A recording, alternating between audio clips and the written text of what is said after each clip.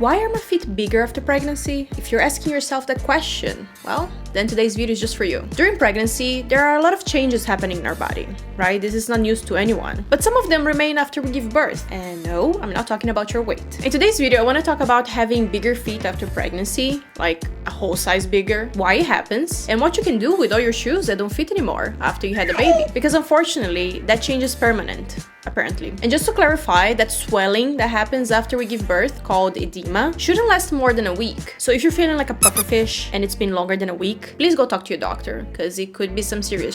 But if you're currently going through that, the normal edema after having a baby, wait for it to pass before going on your shoe closet purging journey. Why do women's feet grow larger during pregnancy and why it remains after childbirth? Like I said before, during pregnancy, it's nothing new that women's feet get all swollen and bigger, because of all the fluids that we're carrying. But let's get a little bit geeky to explain why. So bigger feet happens because of all the extra weight you gain during pregnancy and the presence of the hormone relaxin, which does exactly what the name suggests. It helps relax the muscle ligaments in our body to prepare for childbirth, so things can get bigger down there, so you can pass a baby through. I don't know what the that was. And both contribute to causing the arch of your foot to flatten. Because there's a lot of pressure, everything's kind of loose, and then boom, now you have longer, flatter feet. However, I didn't know that those changes would be permanent. I knew I wouldn't have swollen feet as I did in the last trimester of my pregnancy. That was a lot. So I knew it wouldn't remain like that, forever. But research shows that around 60% of pregnant women will keep their slightly longer, flatter feet after giving birth. So now you know. If your feet are bigger after pregnancy, then you're part of the 60%. Welcome to the club. So months after giving birth, I was really surprised, when I tried to put on my shoes, my high heels, because I used to be like pointy, stilettos type of gal. Some of my shoes, my feet wouldn't even go all the way in. Oh, it reached the end already. Okay. And most of them that I could still slip my foot inside weren't fitting as well as before.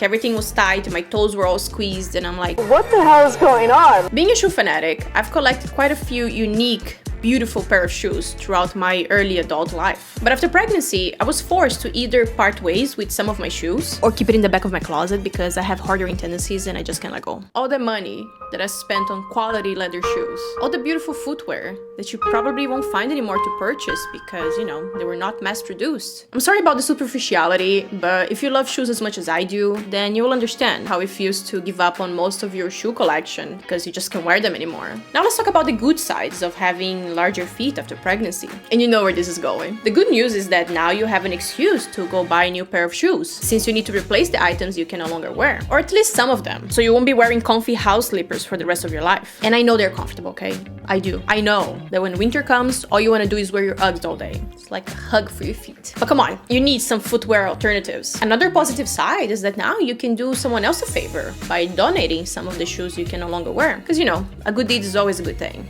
And at least someone else can enjoy them. Don't you want to help those who are less fortunate? But the takeaway is that it's important to know when to give up, because you don't want to be walking around with extremely uncomfortable shoes trying to enlarge them, trying to savage some. Because in fact, you can only expand the shoe width-wise, not lengthwise. If your feet are larger, longer, it's it's a lost battle.